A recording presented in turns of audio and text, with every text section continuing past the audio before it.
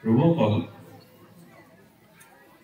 বহুতে প্ৰশ্ন কৰে কাৰণ প্ৰহ্লাদৰ জীৱনত ভুল হৈ গ'ল প্ৰহ্লাদেও জীৱনত এটা কথা অনুভৱ কৰিব হয়তো নোৱাৰিলে মই হয়তো শব্দটো কৈছো কাৰণ প্ৰহ্লাদৰ মস্তিষ্কৰ লগত আমাৰ তুলনা এইটো ঠিক যে প্ৰহ্লাদক যেতিয়া ভগৱানে কৈছিল যে লয়ো বলত পুৰজন মন বৃক্ষা নহয় যাব লাগিব তোমাক যি বৰ লাগে কোৱা মোক পৰীক্ষণ কৰিলে পৰীক্ষণ দিয়ে এনে নাই প্ৰহ্লাদে বৰ ধুনীয়া উত্তৰ এটা দিলে বাঞ্ছয় ফল কৰিতো কৃত্য সেইটো বাণিজ্যৰ নমুবৃত্ত তোমাৰ কাম কৰি যিবিলাকে তোমাৰ ফল বাঞ্ছা কৰে ধন দেহি যশন দেহি পুত্ৰক দেহি বুলি ভগৱানৰ ওচৰত কৰি থাকে হয়নে মনৰ ভাগ্য মোক দেহি দেহি দেহি কাম কৰিব দেহি মোক দিয়া দিয়া এনেকুৱা পূজা কিন্তু আছে জগতত আপুনি যদি তাতে চাকি জ্বলাই ভাগৱতৰ আগত কয় যে প্ৰভু মই চাকি জ্বলালো মোৰ ল'ৰাটো চাকৰিটো হওক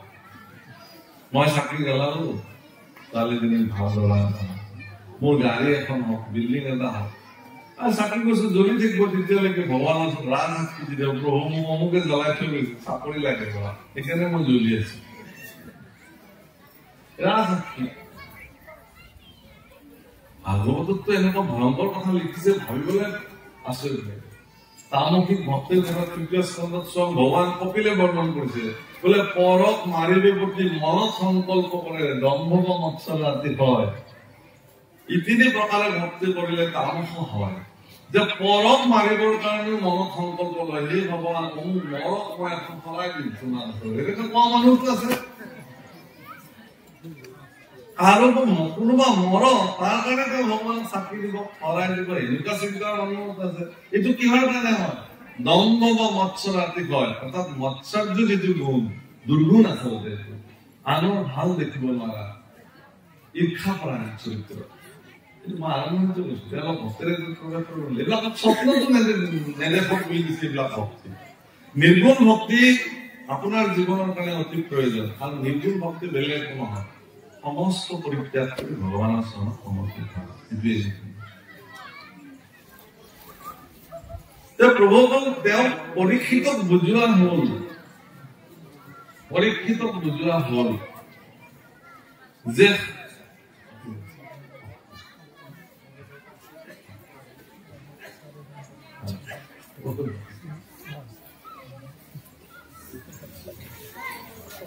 তেওঁ বুজোৱা হল পৰীক্ষিতক যে তুমি দেহ নহয় তুমি আত্মা গোটেই ভাগৱতত দেই প্ৰভুসকল গোটেই ভাগৱতত এইখিনি কথা বুজোৱা যে তুমি দেহ নহয় তুমি আত্মাকে দেখা শৰীৰটো তুমি বাদ দি দিয়া শৰীৰৰ কথা চিন্তা কৰি থাকিলে তোমাৰ চিন্তাটো শৰীৰতে আবদ্ধ হৈ থাকে সেই পৰ্যায়টোলৈকে নিবৰ কাৰণে দেৱৰ্ষী নাৰদে তেওঁ যত্ন কৰি কৈছে যে তুমিতো বানপ্ৰস্থ ধৰ্ম বান মানে শৰীৰ মই কৈছোৱে যে শৰীৰৰ আয়ুস হিচাপ কৰিলে আপোনাৰ বনলৈ যাবলৈ হৈছে নে নাই বানপ্ৰস্থ লবলৈ হৈছে নে নাই আয়ুসৰ হিচাপতে ওলাব 50 বছৰ পাৰ হোৱাৰ পিছত হিচাপটো কি হয় 51, 52, 53 প্ৰত্যেকটো অংকতে বন শব্দটো যুক্ত হৈছে তাৰমানে বনত যাবৰ ভুল সেইকাৰণে অংকই কৈ আছে আপোনাৰ বন যাব বন যাবৰ হল বোলে 25 বিদ্যা 50 ধন তাৰপিছত থন একবোৰ এইটো অযথা কষ্ট আজিকালি চৰকাৰে 60 বছৰ কৰিছিল কিন্তু 60 বছৰৰ পিছত যেতিয়া তেওঁ অৱসৰ দিলে চৰকাৰে আনুষ্ঠানিকভাৱে আপুনি আৰু একো কাম কৰিব নালাগে যি কৰিলে কৰিলে কিন্তু আমাৰ ভকতসকলৰ মানুহবিলাক তাৰ পিছতো আৰু পইচা উপাৰ্জন কৰাৰ আৰু ভুল উঠে ৰিটায়াৰ পিছত দোকানে ব্যৱসায়ে কৰে কিয়ে কৰে সময় নাই চৰকাৰে কলে আপুনি যি কৰিলে এতিয়া আপোনাৰ ঘৰত গৈ পেঞ্চন দিম আপুনি 70 মাহ আনন্দ আৰু ভকতসকলকো কৈছিল যে প্ৰভু মই আজিকালি পাৰা নাই মোৰ ৰিটায়াৰলৈকে বেছি দিন নাই মই ৰিটায়াৰ হলে মই এনেকে লাগিম নামঘৰৰ কামত আপোনালোকে মোক চাব চাকৰি কালত যে 2-3 দিন আহিছিলো এতিয়া ৰিটায়াৰৰ পিছত আপুনি তাকে দেখা বোলে মই বৰ বেয়াকৈ ফচিলো দিয়ক মই দোকান এখন দিলো উপায়টো নাই প্ৰভু মই কিন্তু দোকানত বহি থাকিলেও মই তাতে নাম লৈ থাকো এইটো কিন্তু মই এৰা নাই ভাল বস্তু কি কৰিম গতিকে মানুহৰ মানে কি হয় এই যিটো জবকাৰ নিচিনা খাবনিৰ নিচিনাকে জীৱনৰ অন্তিম ক্ষণলৈকে মৃত্যুৰ কাৰণে চেঁচাই আছে মৰিব আজি মৰিব কালি মৰিব তথাপি বন্ধুজন আহোঁতে কি বুলি ক'লে বোলে বন্ধু তুমি কিন্তু মোক ঢেঁকীৰ কাঠ এডাল দিম বুলি কৈছিলা নিদিলা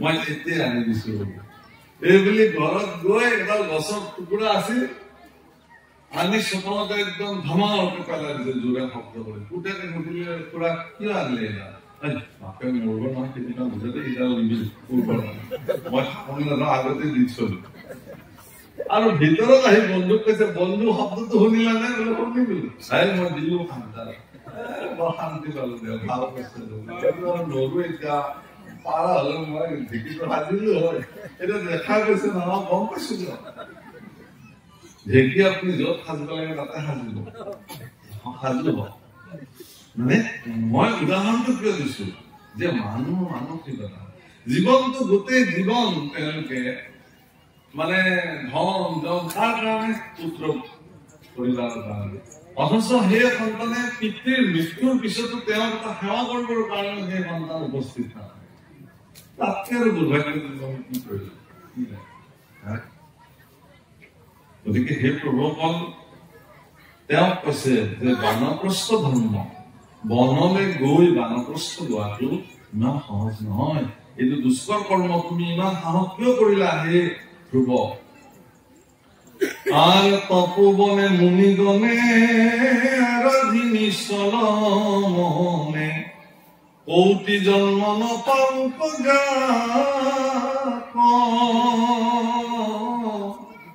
তয়াতি কিকুমতি নজানি ভক্তি স্তুতি কেন মতে আৰাধিবি তাক মনত থকা ঋষিসকলে যুগ যুগ বছৰ ধ্যান কৰি তপস্যা কৰি তেওঁলোকে নাপায় তইনো কেনেকে পাবি তইতো আশাবাদ দে ৰাম এহেন পৰমৰ বোল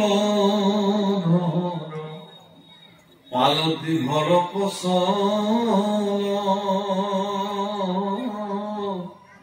তপস্যা কমতি নকৰ সম্প্ৰতি যাবে নহে বুদ্ধি বল গতিকে মোৰ কথাটো ধৰা তুমি ঘৰলৈ গুচি যোৱা যেতিয়া তোমাৰ বল বুদ্ধি হব চিন্তা হব তেতিয়া তুমি আহি সাধনা কৰিবা হে ৰাম আচন্ত ঈশ্বৰ তিনি সুখ দুখ ফলদাতা নাহি ভেদ জ্ঞান সবাকে সমান জগতরে পিতা মাতা হেন জানি মনে মান অপমান সবাকে হইবে সমান উত্তমত প্রীতি সমান তরতি অধমত দয়া গতিকে তোমাৰ কাৰণে এতিয়া মান অপমান এইবিলাক ইমান চিন্তনীয় বিষয় নহয় বাবা উত্তমৰ প্ৰতি সন্মান কৰিবা জ্যেষ্ঠজনৰ প্ৰতি কিবা কৈছেও যদি তুমি গুৰুত্ব দিব নালাগে কিন্তু আজিকালি পৰিস্থিতি কি হৈছে বৰদেউতাকে সন্তানটো গালি লাগে কিবা কথা কয় আইকৰ পুতেক সিও যিমান পাৰে প্ৰত্যুত্তৰ দিছে বৰদেউতাক আৰ মাপকে দূৰপৰা শুনি আছিল সন্তানটো কৈছে কি হৈছে বলে বৰদেউতাক বিনা কথাতে তই কি কৰিলি ময়ো এনেকৈ উত্তৰ দিছো ঠিক কৈছে ইমান সহিকে দৰকাৰ নাই এটা বহুত হেৰি কৈছে আৰু সহ্য কৰিব নালাগে ঠিকে কৈছে কিন্তু পিতৃ মাতৃৰ দায়িত্ব কি আছে বাবা কিয় তুমি এইটো কাম কৰিছা বৰ্তা ঈশ্বৰ শব্দী মই যাক সেৱা কৰো তুমি বৰ্তা কথা কলা তোমাকতো ঈশ্বৰে ক্ষমা নকৰে বোলা তেতিয়া মোৰ বৰদেউতা চৰণত ধৰি সেৱা কৰি কবা আজিৰ পৰা বৰ্তা মোৰ যি ভুল হ'ল তুমি মোক ক্ষমা কৰা বৰদেউতা মোৰ ভুল হ'ল মই কি কলো মোক ক্ষমা কৰিলো সেই বৰদেউতাক মৃত্যুদণ্ড দিব নেকি আগতে ধৰিলো মনে যায় মই এইবিলাক ধৰি থকা ঈশ্বৰ কিন্তু এই কথাটো তাক কোৱা মানে তাক এশ ওপৰলৈকে ধ্বংস ৰাস্তালৈকে আমি ঠেলি দিলো পিছলৈকে বৰদেউতাক মাৰি পঠিয়াই যাব কাম নকৰি পেলাই আমি ভাতৃ ভাতৃৰ মাজত আমাৰ কিবা থাকিব পাৰে সেই বুলি আমাৰ সন্তানক আমি কিয় দিম থাকিবৰ কাৰণে সমাজত বহুত ডাঙৰ ঘটনা ঘটিছে আগতে আমাৰ ককাদেউহঁতৰ লগৰবিলাক চাৰিআলিত আড্ডা মাৰি থাকে কাৰণে আমাক মাহঁতে দোকানলৈ কিবা আনিব দিলেও আমি নাজানো ককাদেউহঁতৰ লগবিলাক আছে কাৰণ সিহঁতে আমাক মাৰে কিয় আছে চাৰিআলি চাক যেনেকৈ পাৰে দুই তিনিটা মাৰা আমি বস্তু লৈ মাৰ খাই আজিও সেইসকল জীয়াই আছে তেওঁলোকে এতিয়াও কয় সিদিনাখন এজনে মোক সেৱা কৰিব আহিছিল যে তইতো এতিয়া ভাতা দিকা হলি ডাঙৰ কথাটো তইতো নহলে তোকতো এতিয়া সেৱাই কৰিব লাগিব এই তহঁতৰ যে থাপৰ এটা খাইছিলো সেইকেইটাই মোক আচলতে আজি এইখন আসনত বহাৰ কাৰণে যুঁজৰ আমাৰ মাহঁতে দেউতাক আমি যদি আহি কওঁ মোক বিনা কথাতে অমুকে লিখক মাৰিছে ভালে কৈছে আমি লিখক মাৰা মই কমহে 10 টা তেতিয়া আমাৰ সমাজখনৰ প্ৰতি দায়িত্ব ল'ব আমি বেয়া কাম কৰিব নোৱাৰো কাৰণ আমাৰ ওপৰত বহুত দৃষ্টি আছে কিন্তু মই কৰিম মোৰ বেয়া কাম কৰোঁ ভাল কাম কৰোঁ মোৰ পিতৃ মাতৃ আছে তোমাৰ কোন অলপ আৰু সেই সুযোগটো পিতৃ মাতৃ প্ৰদান কৰে যে আমাৰ ল'ৰাক আমি শাসন কৰিম আপুনি কোন ক'বলৈ যাৰ বিনিময়ত সমাজত ভয়ংকৰ পৰিস্থিতি আধ্যাত্মিক জগতে কিন্তু ইয়াত কেতিয়াও সমানত্ব মৈত্ৰী উত্তম সততা মোতকে জ্যেষ্ঠজনৰ প্ৰতি মোৰ যদি সৎকাৰী মনোবৃত্তি নাথাকে সৎকাৰী মনোবৃত্তি যদি নাথাকে তেতিয়াহ'লে দেখোন আমাৰ কি অৱস্থা সেইকাৰণে এইটো কৰিব নালাগে প্ৰহ্লাদক কৈছে ধ্ৰুৱক কৈছে যে তুমি বল বুদ্ধি পৰাক্ৰম হলে তুমি আহিবা তুমি তেতিয়া এই সাধন ও আচন্ত ঈশ্বৰ তিনি মুলুকৰ সুখ দুখ ফল দাতা নাহি ভেদ জ্ঞান সবাতে সমান জগতৰে পিতা মাতা ৰাম হেন জানি মনে মান অপমান সবাতে হইবে সমান উত্তমত প্ৰীতি সমানত ৰতি অধমত দান ৰাম শত্ৰুত মিত্ৰত প্ৰকৃত লোকত সমভাৱে আচৰিবে নিজ কৰ্ম ফলে সুখ দুখ মিলে তাহা কমলে নলৈবে গতিকে নিজৰ কৰ্ম দুখতে আমি সুখ দুখ প্ৰাপ্তি হওঁ আনক দোষাৰোপ কৰাৰ কোনো প্ৰয়োজন নাই মই যি প্ৰাপ্তি হৈছে মোৰ নিজৰ কাৰণে প্ৰাপ্তি হৈছে যদি চূড়ান্ত সুখ লাভ হৈছে মোৰ জীৱনত তেতিয়াহ'লে সেয়া মোৰ কৰ্মৰ কাৰণে হৈছে চূড়ান্ত দুখ প্ৰাপ্তি হৈছে সেয়া ঈশ্বৰক মোৰ নিজৰ কৰ্মৰ কাৰণে প্ৰাপ্তি হৈছে এইবুলি হে ৰাম তজু ৰাম নাৰদৰ বাণী ধ্ৰুৱে হেন শুনি বুলন্ত কোনো প্ৰণামী তজু দৰ্শন দেৱৰ দুৰ্লভ ভাগ্যে দেখি আমি ৰাম তোমাৰ খবৰ দেশ ভ্ৰমিবাৰ কোনো প্ৰয়োজন নাই হৰি গুণ গাই পুৰা দিনা নাই জগতকে প্ৰৱৰ্তাই।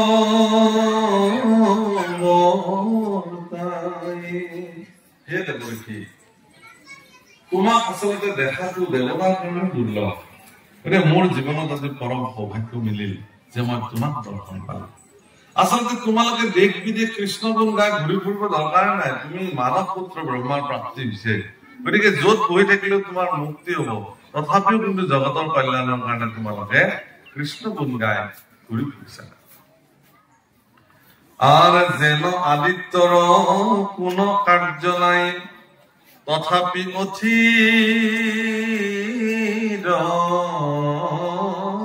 মুক্তি লোকৰ কল্যাণ কৰি সৰ্বকাল পুৰা মাত্ৰ দিনে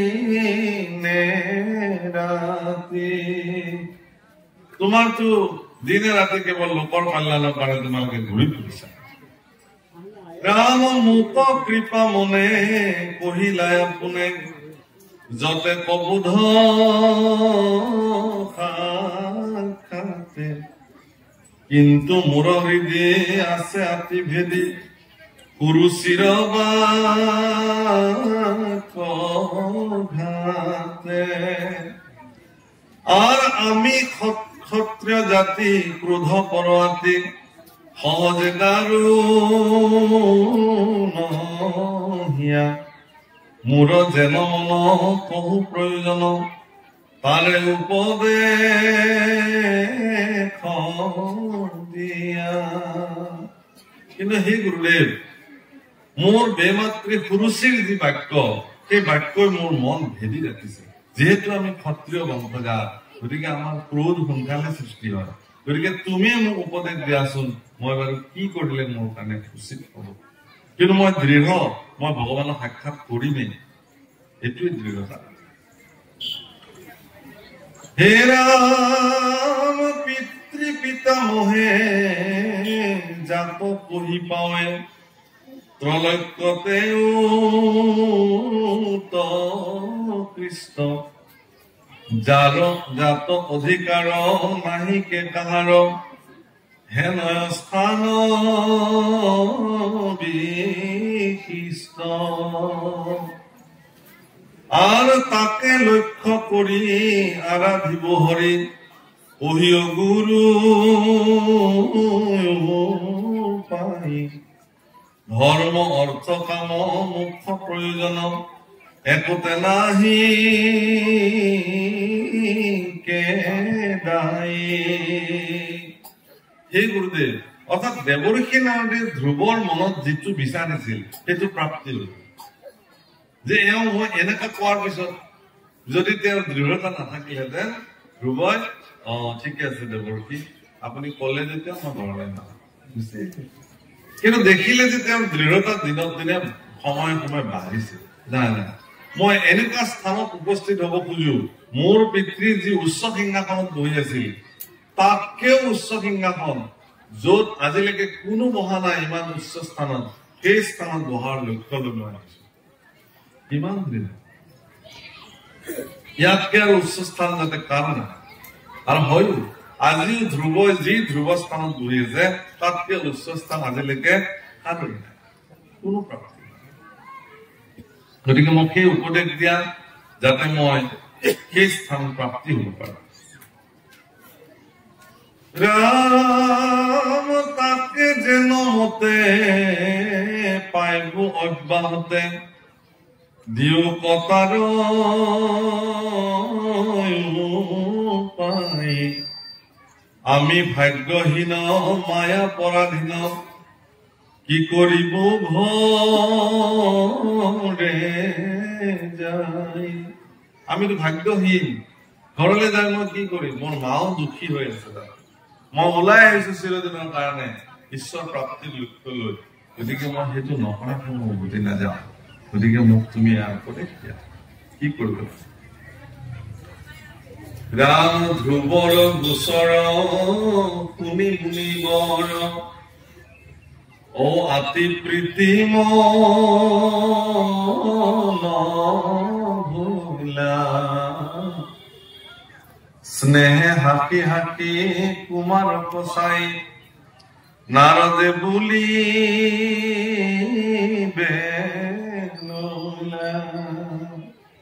অত্যন্ত স্নেহেৰে ধ্ৰুৱ দেৱৰ্ষী নাৰদে উপদেশ দিবলৈ আৰম্ভ কৰিলে।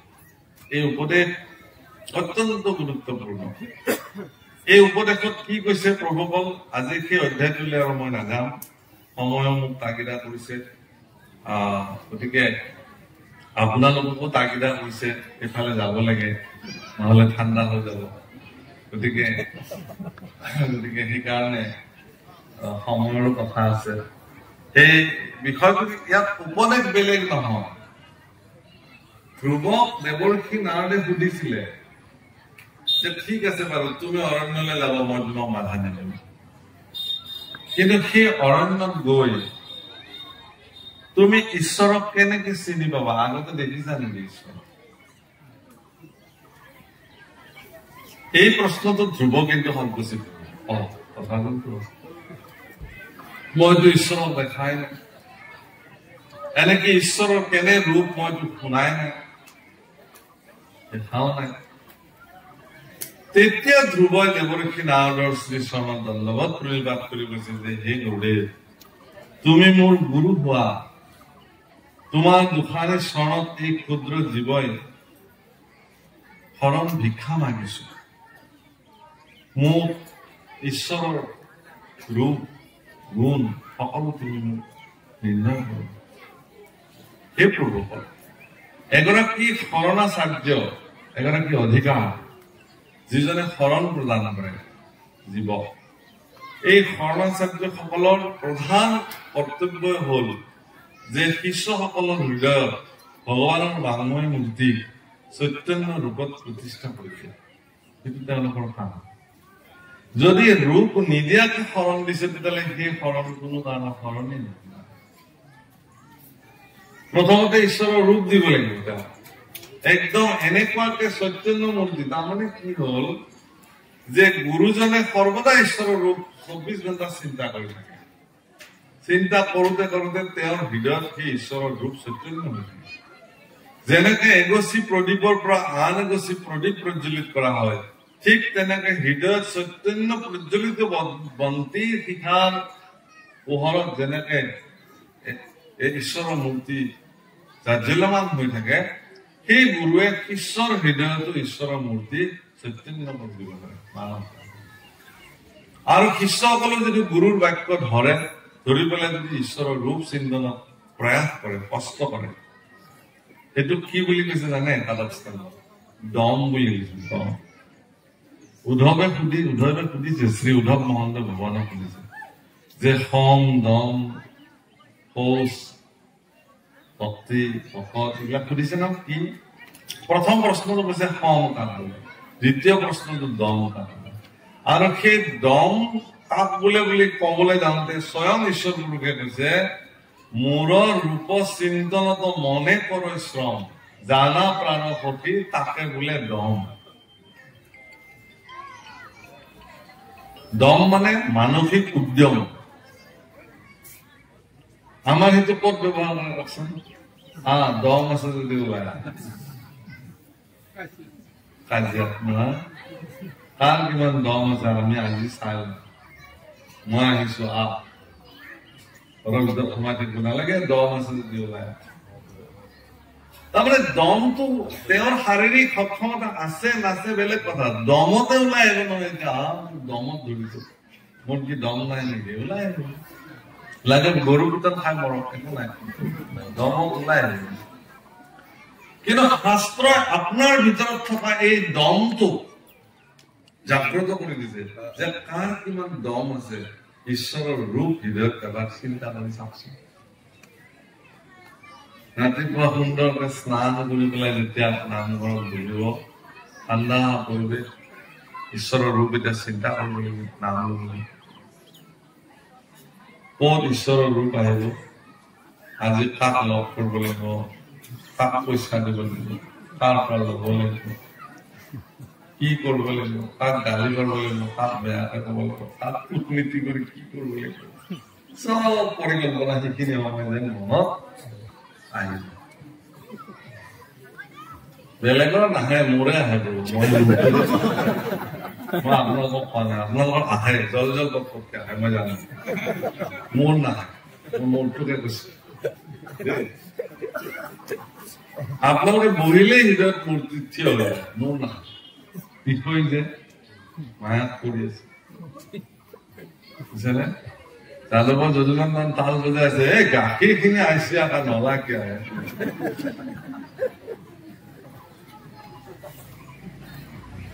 মানে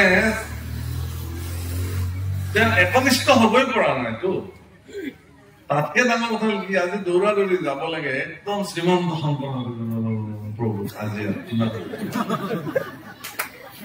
কাৰণ এইটোতো লেঠাহে এটা। প্ৰভু বহক নাই, মই লেঠাটো মাৰিম। কি লেঠা মাৰে? কি লেঠা মাৰে? গুৰু খা কোনে লগালে আপোনাৰ এইটো লেঠা? নকব দিয়ক, এইটো হ'ল আহিলে শৰণটো ললো, গধূলি যাব লাগে, সময় নিমিলে। ইফালে মহা বিপদ হৈছে, এতিয়া এৰিবও নোৱাৰো, এৰিবও নোৱাৰো, ভয়ো লাগে। এতিয়া মহা সমস্যা, কি যে এইটো ললো মই চাওকচোন। গতিকে আৰু এইভাৱে চলি আছে প্ৰভু। কিন্তু যদি মানে সুদৃঢ় গুৰু হয়, ঈশ্বৰ মনত হাই মুখে বোলা ৰাম, হৃদয় ধৰা ৰূপ, এতেকে মুকুতি পায় না। হৃদয়ত ৰূপ চিন্তা কৰি মনত মুখেৰে ঈশ্বৰ নাম ললে তেওঁহে মুখ্য প্ৰাপ্তিৰ গৰাকী হৈ যায়। সেইকাৰণে গুৰুসকলে প্ৰয়াস কৰে যে আপোনাৰ ভিতৰত যাতে ঈশ্বৰৰ বাণীময় মূৰ্তি, বাংময় মূৰ্তি যাতে হৃদয়ত, আপুনি গুৰু সেৱা কৰিব বহাল 24 ঘণ্টাটো আপুনি আপোনাৰ কথাই ভাবি আছে না। সিদ্ধান্ত লওক যে মই এই আধা ঘণ্টা সময় পৃথিৱীত মই কোনো কথা নাভাবো, মই তোমাক ভাবিম কৰো, তোমাক চিন্তা কৰিম।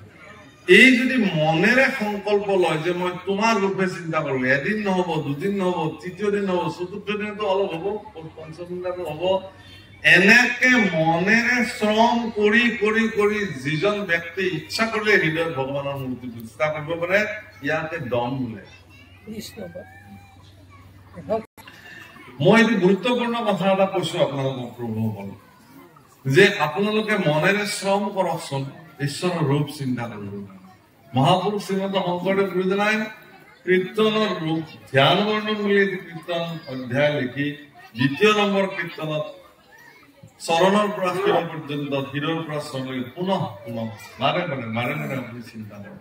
আৰু যিদিনাখনে সফল হব, সেইদিনাখন আপোনাৰ মনত এটা বেলেগ ধৰণৰ উৰ্জাৰ সৃষ্টি হব। ওৰা বুলি যাক কয়, উৰ্জা, বিশেষ ধনাত্মক উৰ্জা আপোনাৰ শৰীৰৰ চৌপাশে মানুহে দেখিবলৈ পাব যে এইজনে ঈশ্বৰৰ ৰূপ চিন্তা কৰিছে। যিকোনো অশান্ত পৰিস্থিতিত আপুনি যদি স্থিৰ স্থিত প্ৰভু ঈশ্বৰৰ ৰূপ ধ্যান কৰি দিয়ে, আপুনি লগে লগে চিত্ত আপোনাৰ নিয়ন্ত্ৰণ কৰে। কাৰোবাক যদি আপুনি আশীৰ্বাদ দিব লাগে প্ৰভুসকল, ঈশ্বৰৰ ৰূপ চিন্তা কৰিব, তাৰপিছতে আশীৰ্বাদ দিব। নহলে আপুনি মংগল হওক, মংগল হব, কল্যাণ হব, এনেই কৈ থাকে মানুহ, তাৰো আশীৰ্বাদ কেতিয়াও কামত নামে। মানে আশীৰ্বাদ দিবলৈ মানুহ মানে একদম কিঞ্চিতো দেৰি নালাগে। আশীৰ্বাদ দিবৰ কাৰণে আমি সদায় প্ৰস্তুত হৈ যাওঁ, সেৱা কৰিবলৈ টান পাওঁ, সমস্যা থাকে। মোৰ লাগে ভঁৰালত জমা থাকক নাথাকক, খালি দিবহে খোজো, হয়নে? বেংকত মোৰ পইচাই নাই, একাউণ্টত কিমান লাগব? 1 লাখ, যা চেকখন লিখি চাইন কৰি দি দি, নি পিছতে গম পালে কোনে দিছে আপোনাক এইখন চেক, বোলে অমুকে দিছে, তেওঁ পইচাই নাই ইমান। গতিকে মোৰ যদি ভঁৰালত নাম ধন মজুত নাথাকে, মই কাক আশীৰ্বাদ দিম, কাক মই কল্যাণ হওক বুলি কওঁ? আৰু যিবিলাক নামৰ ধনীৰে ধনী ব্যক্তি, মানে যিবিলাক ব্যক্তিৰ কমকে পইচা থাকে, তেওঁলোকে সেই পইচা খৰচ কৰিব লগা হলে গোটেই পইচাৰ গ্ৰাফটো উলিয়াই লব লাগে, দিব লাগে 20 টকা। গোটেই গ্ৰাফটো তেওঁৰ লগত আছে ধৰক 800-900 টকা, গোটেইখিনি উলিয়াই লব। কিমান হৈছে? আর যার ইখন পকেটতে 1 লাখ আছে, ইখনতো 2 লাখ আছে, খুব কৌশল করে তাতেই 20 টকা নোটখন উলিয়াই লৈ সি নেদেখা। আনি জানে দেখুৱাটো বিপদ। সেইখিনি নামৰ ধনীৰে যিবিলাক ধনী ব্যক্তি, তেওঁলোকে এইটো প্ৰদৰ্শন কেতিয়াও নকৰে যে মই নাম জানো, আহা মোৰ ওচৰলৈ।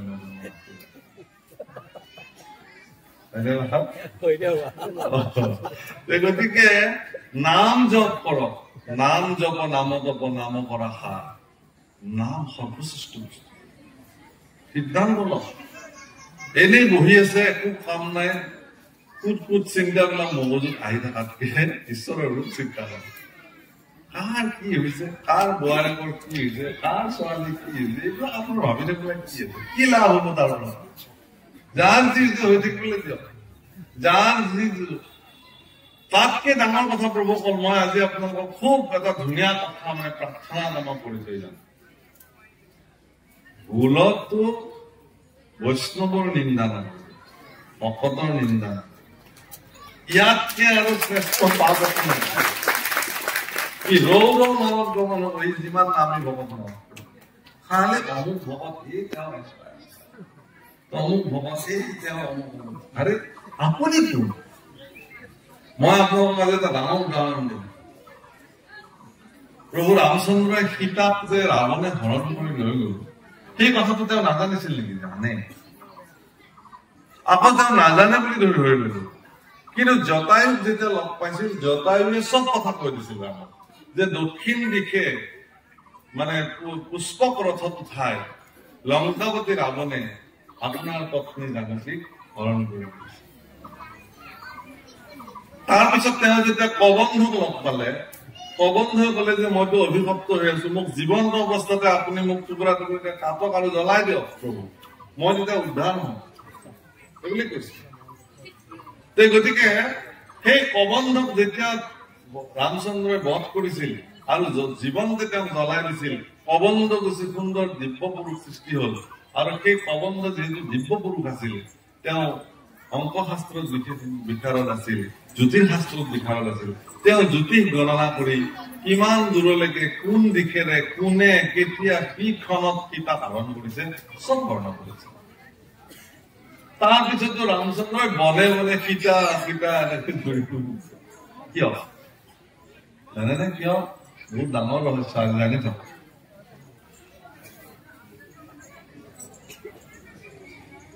লক্ষ্মণ ৰামৰ ভাতৃ, আমি তাকে জানো, কিন্তু ৰামচন্দ্ৰৰ দৃষ্টিত অনুজ লক্ষ্মণ ভাতৃ নহয়, তেওঁৰ ভক্ত ভকত। লক্ষ্মণৰ দৰে ভকত খুব কম আছে, ভৰতৰ দৰে ভকত কম আছে। ৰামচন্দ্ৰই 14 বছৰ মাটিত শয়ন কৰিছে কাৰণে মাটি খান্দি তাতকে তলত শয়ন কৰিছে ভৰতে 14 বছৰ। আছে কোনোবা এনেকুৱা যে মই দাদাৰ লগত সমানে সমানে নুখো? দাদাই ভূমিত শয়ন কৰিছে, তাৰে তলত মাটি খান্দি গাঁতত 14 বছৰ শুইছে। 14 বছৰে ৰজা হৈও তেওঁ বাকলি বসন পিন্ধি সন্যাসৰ দৰে ফল মূল কন্দমূল কোনো জুইত সিজোৱা এটা বস্তু 14 বছৰ ঘৰতে পায়। আছে এনেকুৱা ভক্ত?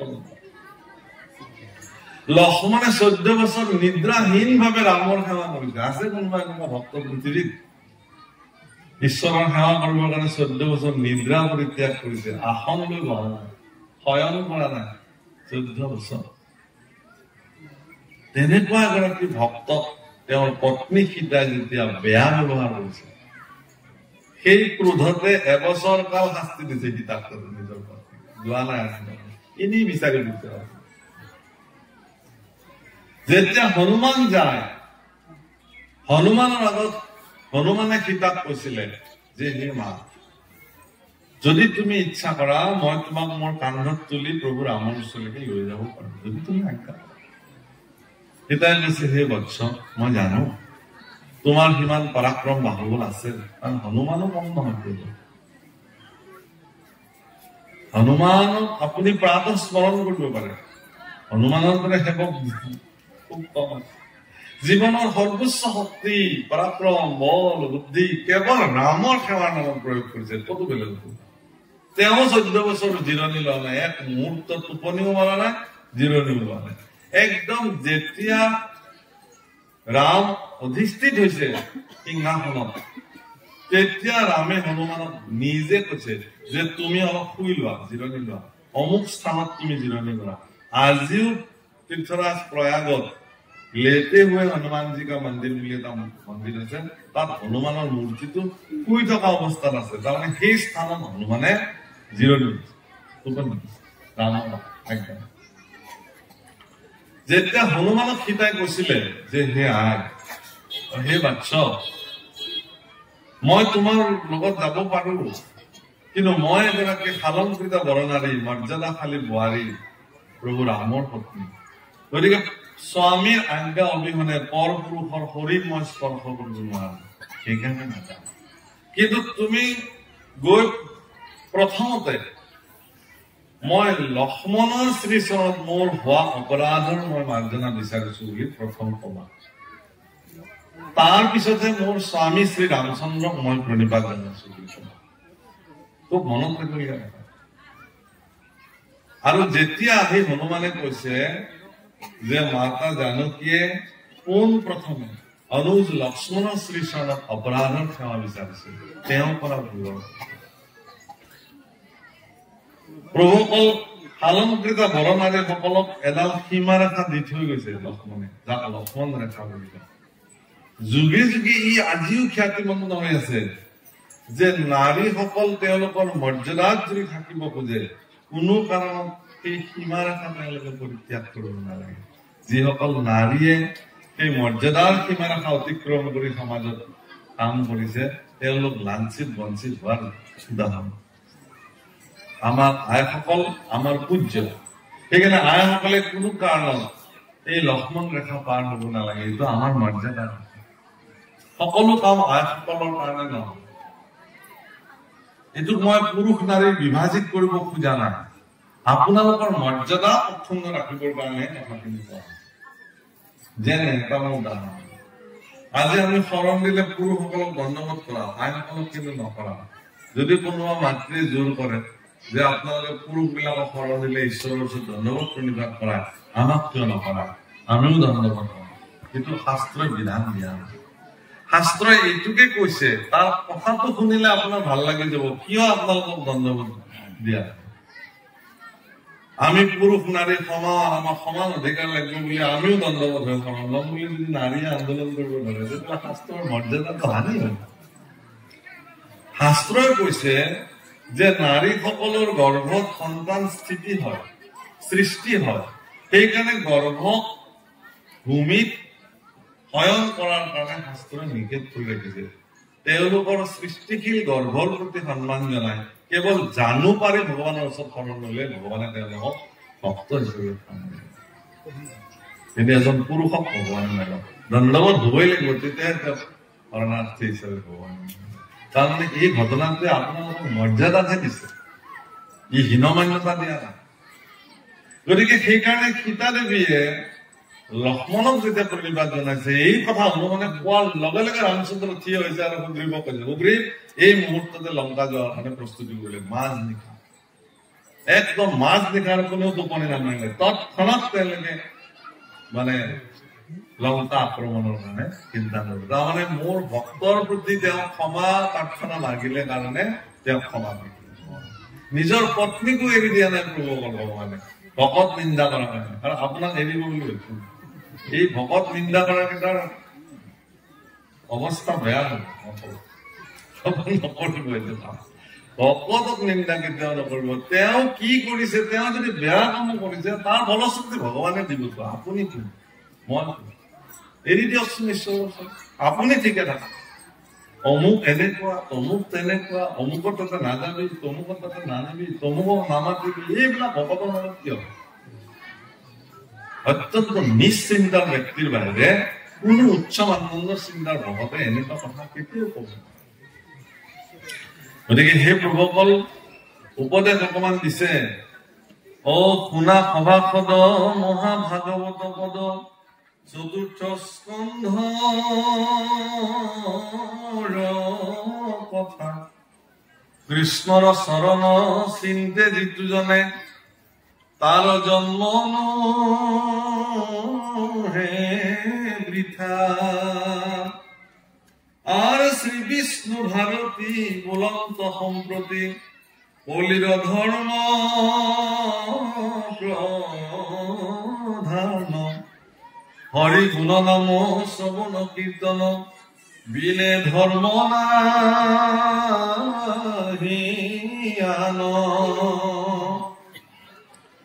আর হেন জানি মনে তবে সাবধানে কৃষ্ণ কথা শুনি পাপ হৌক ক্ষয়ী পুণ্যর উদয় রাম কৃষ্ণ বুলি এই প্ৰভুসকল আজি আমাক আপোনালোকে বোলা কৰি আনিলে তাৰ কাৰণে আপোনালোকৰ ওচৰত চিৰকৃতজ্ঞ হৈ ৰ'লো আৰু এই সুদীৰ্ঘ 2-2.5 ঘণ্টা যি ভাগৱত পাঠ হ'ল ইয়াত আমাৰ ব্যাখ্যাত যদি কিবা উচ্চবাচ্য আছে আপোনালোকে মাৰ্জনা কৰিব আৰু আমি কোৱা কথাখিনি যে গ্ৰহণ কৰিবই লাগিব এনে কোনো কথা নাই যদি এৰিব লগা বুলি ভাবে ইয়াতে এৰি থৈ গুচি যাওক মোৰ কোনো আপত্তি নাই আপোনালোকে নিজৰ এইখিনি কথা কৈ থোৱাটো ভাল কাৰণ আজিকালি কয়তো যে একেবাৰে এনেকুৱা কথা কয় প্ৰভু এই সমালোচনা নকৰিব এৰি দিব আপুনি বাদ দি দিয়ক মই নতুন ৰিজু কথাতে কি কৈছে মোক দৰকাৰ নাই সেইটো মোৰ কাৰণে আনন্দৰ বাৰ্তা আছিল বাৰু যি নহওক এই অনুষ্ঠানটো অত্যন্ত শৃংখলাবদ্ধ আপোনালোকে খুব সুন্দৰ অনুষ্ঠান আয়োজন কৰিলে আঞ্জলি ঘোঁৰাদা আঞ্চলিক ভাগৱত চক্ৰৰ এই প্ৰয়াস অত্যন্ত মহান অনাগত কালতো এনেধৰণৰ অনুষ্ঠানে আপোনালোকে এই অঞ্চলবাসীক ধন্য কৰিব বুলি আশা ৰাখিলো ভাগৱত পাঠৰ অনুষ্ঠানৰ পুণ্যই সমগ্ৰ অঞ্চলবাসীক পুণ্যশীল কৰি তোলক আপোনালোকক নিৰোগী কৰি তোলক ভক্তিবান কৰি তোলক ল'ৰা ছোৱালীবিলাক সৎ হওক তাৰে প্ৰাৰ্থনা কৰিলো হ'ব পৰা দুখৰ পুনঃ মাৰ্জনা বিচাৰিলো সামৰিব খুজিছো আমাৰ বাপজনাৰ কিবা এটা সমস্যা আছিলে কৃষ্ণকে ভজনা কৰিব দিছে গতিকে বাপজনা সাক্ষাৎ পাই আমাৰ সংঘয়টো ছেট কৰাৰ কাৰণে আমি এভাগ আগবঢ়াইছো যদিহে আমি চৈতন্যকে ভজনা কৰিব লাগে আমাৰ গুৰু আসনখন কাঠৰ নহয় জানো জড় বস্তু তাত কেইখিলামান কাগজত কেইটামান অক্ষৰ আছে যে বাপজনাই এই চৈতন্য আৰু জড়ৰ যিটো ইয়াত পাৰ্থক্য এইখিনি কৈ আমাৰ সংঘয়টো ছেট কৰিব বুলি আমি সেৱা ভাগ ধৰিছো কৃষ্ণ আমাৰ নাম শ্ৰী ফণীধৰ ৰাজবংশী হয় আমাৰ ঘৰ উদালগুৰি সদৰত আমি সদৰ ওদালগুৰি শ্ৰীমন্ত শংকৰদেৱ সত্ৰৰ লগত আমি জড়িত আমি সক্ৰিয় গতিকে এইখিনি আমাৰ পৰিচয় প্ৰভুসকল বাপজনাৰ প্ৰশ্ন অত্যন্ত উত্তম আৰু তেখেতলৈ আমি সেৱা নিবেদন কৰিলো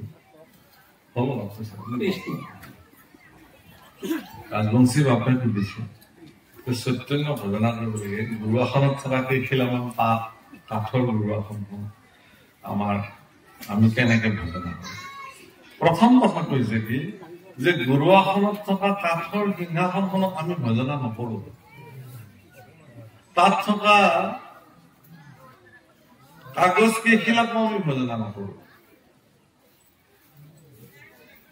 কিন্তু সেই কাগজ কেইখিলাত লিখি থকা যিখিনি বাক্য সেই বাক্যখিনি সেই অক্ষৰখিনিয়ে অক্ষৰ ব্ৰহ্ম হিচাপে আপোনাৰ মোৰ হৃদয়ত থকা ঈশ্বৰ গুৰুক চৈতন্য কৰি তোলে সেই মাধ্যমেৰেহে তেওঁ আমি তাতকে ডাঙৰ কথা কি জানে ভগৱন্ত পুৰুষে একাদশ স্কন্ধত কৈ লৈছে উদ্ধৱে সুধিছিল যে তুমি ক'ত থাকিবা প্ৰভু এতিয়া কিন্তু আমাৰ বৈকুণ্ঠ লাগে কিন্তু পৃথিৱীত কোন থাকে তোমাৰ প্ৰতিনিধি বোলে মই নাজানো কেনেকে জানিম তেনায়ং বাংময় মূৰ্তি প্ৰত্যক্ষ বৰ্ততে হৰে সেৱনাত শ্ৰৱণাত পাঠত দৰ্শনাত পাপ নাছে প্ৰবিষ্টায় অহম ভাগৱত অৰ্ণৱে মই ভাগৱত সমুদ্ৰত প্ৰৱেশ কৰিলো গতিকে এই ভাগৱত মোৰ সাক্ষাৎ মূৰ্তি স্বৰূপ হব গতিকে ইয়াক যিসকলে সেৱা কৰিব দৰ্শন কৰিব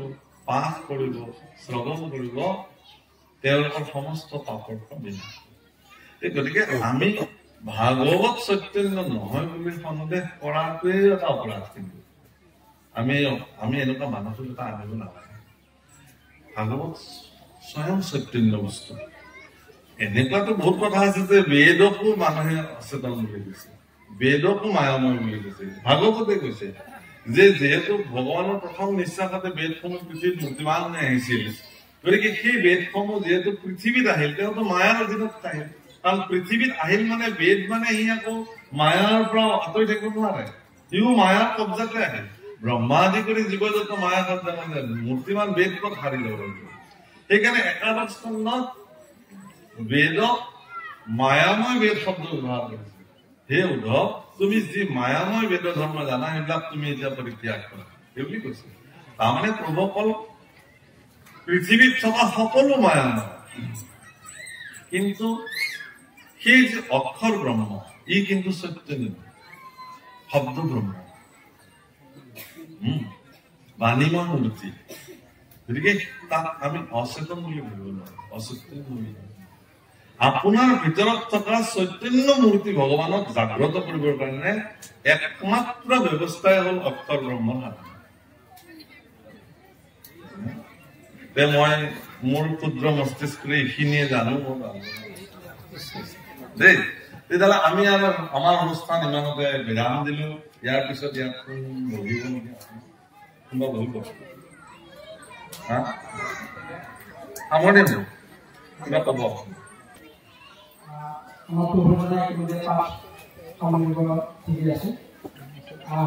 ৰাইজে যদি এতিয়াও ভাগৱত শুনিম বুলি হয়তো বহুতে আশা কৰি আছে, কিন্তু সময়ৰ প্ৰতি লক্ষ্য ৰাখি আমাৰ বহুজনা ইতিমধ্যে পাঠন বঢ়াইছে।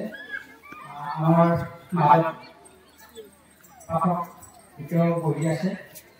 গতিকে বহুজনা যদি যাব বিচাৰে আৰু ৰাইজে যদি পাঠ শুনিব বিচাৰে, তেতিয়াহ'লে আপোনালোকে আগৰপৰা বহি থাকক, নিশ্চয় পাঠ শুনিবলৈ পাব।